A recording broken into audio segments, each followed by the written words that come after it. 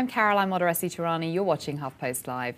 Whether it be foreign policy, immigration, or the economy, bipartisanship, doesn't exactly jump out at you in our politics today. But an organisation spearheaded by Joan Blades called Living Room Conversations is trying to change that. And joining me now to discuss how they do it are Joan Blades, founding partner of Living Room Conversations, Debilyn Molineaux, managing partner of Living Room Conversations, and Ralph Benko, a conservative partner with Living Room Conversations. So thank you all for joining me today. And, Joan, I'll start with you. First of all, what are Living Room Conversations? How do they work? Living Room Conversations are just a very simple structure. Two friends with different viewpoints, each invite two friends for a structured conversation where they've agreed to follow certain guidelines, sort of what you've learned in kindergarten. Take turns, be curious, take responsibility for the conversation, and it works. And then they go through a structure of first why you're there and some of your hopes and concerns for your community, and then whatever the issue area that the co-hosts have agreed and invited their guests to come talk about. So Debilyn, what kind of conversations are we talking about here? What are the subjects and themes? So we have a whole list of topics online, and then there's also a generic packet that people can customize for themselves. But there's things on there like crony capitalism, money in politics, immigration, some criminal justice ones that we did in California called realignment. We have some adaptations that happened on climate change and sustainability. So there's a ton out there. So it kind of runs the gamut. All right, well, Ralph, talk to me about the proof in the pudding here. What have you seen shift when people actually engage in these conversations about issues, particularly ones as divisive as crony capitalism, for example? The power of conversation is enormous, and by every coin has two sides, heads and tails. By hating the other side away, by ignoring the other side, by holding the other side in contempt, instead of honoring both sides of the coin, you can develop a whole new level of integrity among the citizens who can help guide Washington into the paths of righteousness. And, I want to just share with everybody the mission statement of the Living Room Conversations, and it's this, quote, "We live with the dysfunction of partisan behaviours and we believe we must and can do better. We have faith in the goodwill, intelligence and power of citizens." Joan, where does that faith come from? I'm a co-founder of Move On and Moms Rising, and so my exposure to the participation of regular citizens is that they're amazing, and they're kind, and they're intelligent. And when we engage them and they're able to participate, we have much better outcomes. So, where do you think that this idea of gridlock then comes from? Not only within politics, with the Congress and the White House administration, the Obama administration, the White House, for example, but also sort of on a day-to-day level in communities. There is a sort of sense that, well, that side won't buy what I'm selling and vice versa. Where do you think that comes from, Debilyn? So, a lot of that comes from people just wanting to be right. They get their rhetoric down and they're part of their tribe. And it becomes very important for people to be right. And one of the things that we really focus on with Living Room Conversations is the quality of the relationship. Because if we find out that we actually have things in common, then a whole world of possibilities opens up that wasn't possible before. So, let's talk about something that seems that everyone should have in common, for example. Let's turn to politics for a second. Ralph, let's talk about the sex trafficking bill that looks like at the moment it's DOA. I've got a Politico article here, how abortion politics scuttled a human trafficking bill. Here it seemed like it was an issue that both Democrats and Republicans were agreeing on. Of course, people want to put an end to human trafficking, and yet there isn't a consensus. A large part, according to the Democrats anyway, the Republicans snuck in abortion language. When you see this kind of story, what goes through your mind? Well, first of all, I was one of the three lead community organizers under George W. Bush's Department of Health and Human Services to rescue human trafficking victims. It was an operation called Rescue and Restore. We actually doubled the rate. So this is an issue that I have very close to my heart. That said, a lot of times there are other issues that are attached to other issues, and then they kind of bring everything to a crashing halt. That's just part of the political process. It's not really, it's always spoken of as gridlock and as a bad thing, but there are real arguments to be had, and it's okay to have them. I suppose that for people in the general public, then even within the sort of politics framework of being on the Hill. These things may be part and parcel, but I think to the general public, Joan, when they see this kind of story, they see an issue that seems bipartisan and then all of a sudden it falls to the wayside because of something that seems very partisan, people become disillusioned. How should we see through this sort of story? I would like people to start taking responsibility and saying, well, it's time for Washington to be far more responsive to the citizens outside of Washington. And we are hoping that if we can get large numbers of people talking to each other and overcoming what really has become, as we've kind of teased ourselves apart and live in increasingly homogeneous communities, when we start reconnecting and we come together to leadership and say, we need this done and we're serious, I believe we will be taken seriously. I mean, describe to us a situation where that's happened. Have you seen this in practice yet? I mean, I know these conversations have been going on. Have you seen a result or a kind of conclusion from one of them that surprised you or gave you hope that this really does work?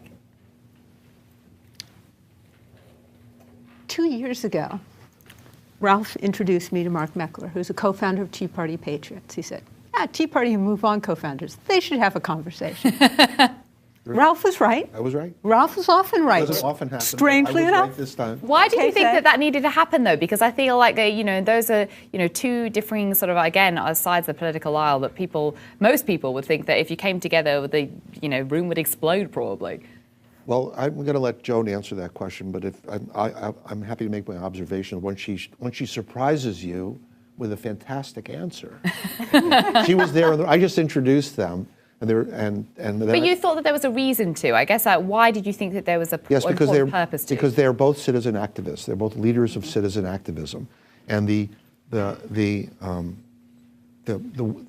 most important secret about Washington that your viewers probably don't know is the power of citizens on congressional offices. This is not generally known, and there's no sinister reason. Okay, they never hear from the folks back home. They're dying to hear from the folks back home. They're hearing from the media. They're hearing from the donors. They're hearing from the leadership. But they and they're hearing from pressure groups.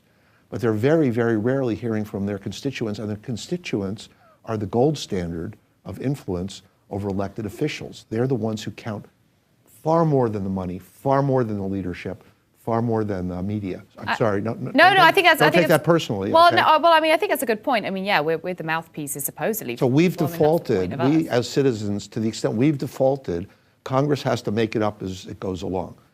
Joan has created in Move On, which I am, by the way, the one dissident member among 8 million members. You keep saying that, Ralph. But it's true. I disagree. The lone dissident. Well, I take your point, and I want to come back to kind of citizen engagement in a moment. But tell us about your meeting with Mark then, Mark Meckler. Mark and I decided to co-host a conversation about crony capitalism. He invited 2 of his friends. I invited 2 of my friends. We honestly didn't know where this was going to go, and we had this just marvelous conversation about the things we agree on in that space.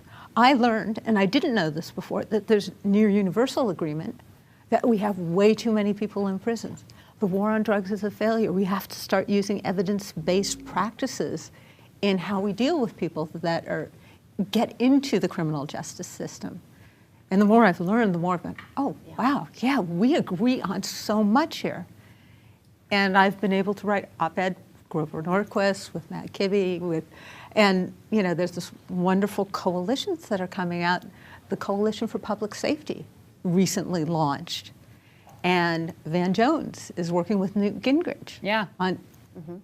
It's time to really see if we are standing side by side and saying, we need this, and we need it now. Well, so the fascinating thing is that when we had the start of this conversation, you were talking about the simple rules that people need to abide by when they're conducting these living room conversations. Debilyn, they sound very simple. They're very simple. And yet, as Boring File Clerk writes, he's watching us now, he says, our system of government is broken. Both parties are failing to act like proper adults and leaders. This stems into regular conversation as well, right? Sometimes adults find themselves acting more like children than actual adults. How do you keep people adhering to the rules? Well, we do ask people, for the sake of this 2 or 3 hour conversation, to suspend judgment. So that's the first one. So be open and curious to learning.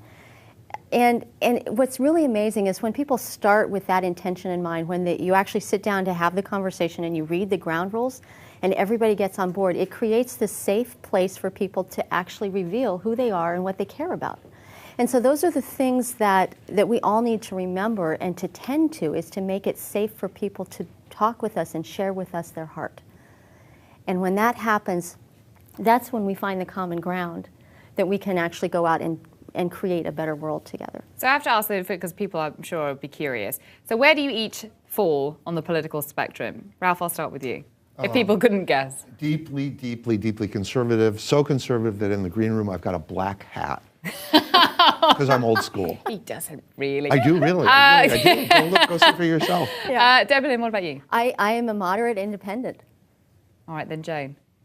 I'm the founder of Move On. And I live in Berkeley. I was born there. But the reality is that I have concluded that the partisan conflict is not serving us, and that I am fundamentally a mediator by origin and training, and I believe that adversarial problem solving is a disaster. Yeah. So when I can care about Ralph, and Ralph cares about me, and we can have a conversation about whatever issue, then the outcome we have together is going to be so much better than if we're both in defensive crouches trying to come up with a solution that's most like mine. So, I mean, talk to me about how, I think that people watching at home will be nodding their heads in agreement, first of all. I think people are clamoring for this kind of adult, if you want to call it adult, but just sort of pleasant discourse within people of different political viewpoints. To evince that point, Pew recently conducted a survey as soon as the midterm elections were over. And I've got it here. Few see a quick cure for nation's political divisions. A large majority expects no progress on top problems facing the United States. 81% say the country is more politically divided these days in the past. So that's the consensus from the general public. And then you see an issue, Ralph, like Iran, for example. We've seen in the last few weeks a lot of mudslinging back and forward on the issue of Iran. 47 senators that the New York Daily News called traitors. We've had mudslinging on both sides. How do you see an issue like that, people actually listening? As Debilyn said, hearing each other's hearts on an issue. Well,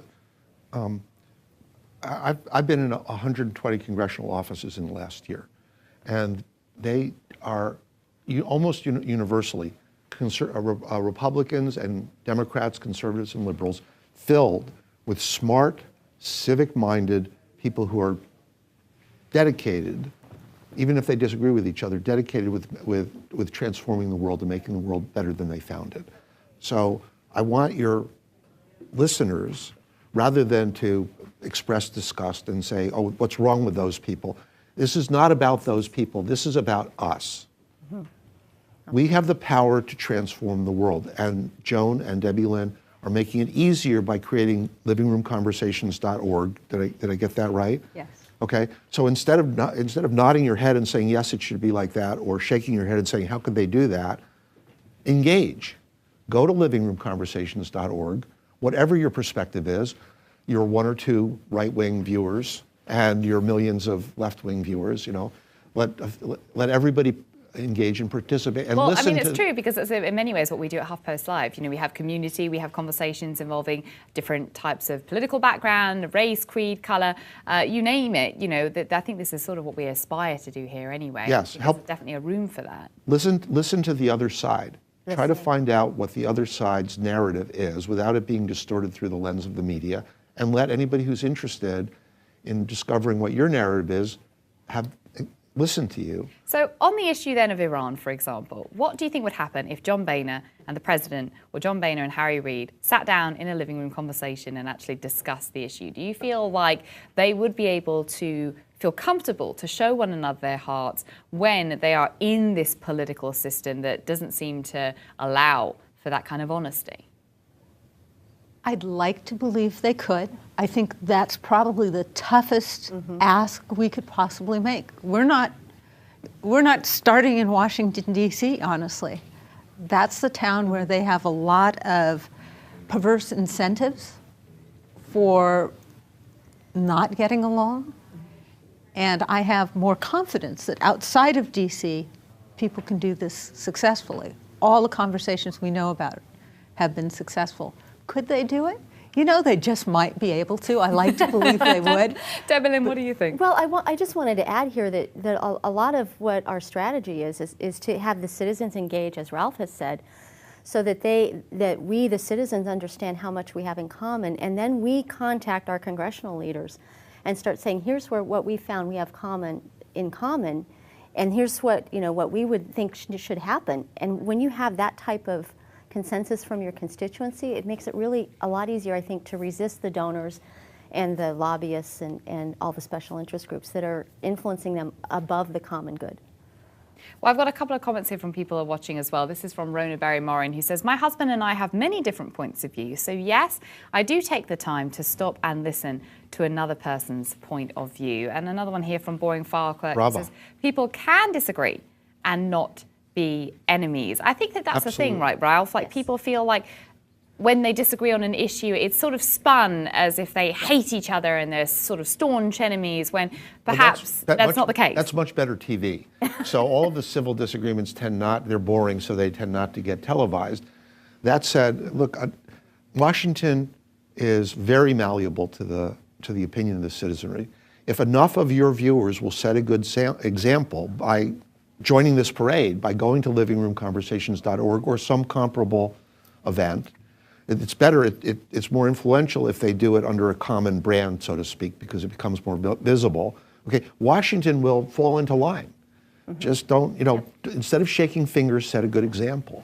Yeah, I mean, Joan, I guess a final thought on this, because we're running out of time, but, how can people really make their voices heard? I think a lot of people feel disenfranchised, they feel like their voice doesn't matter.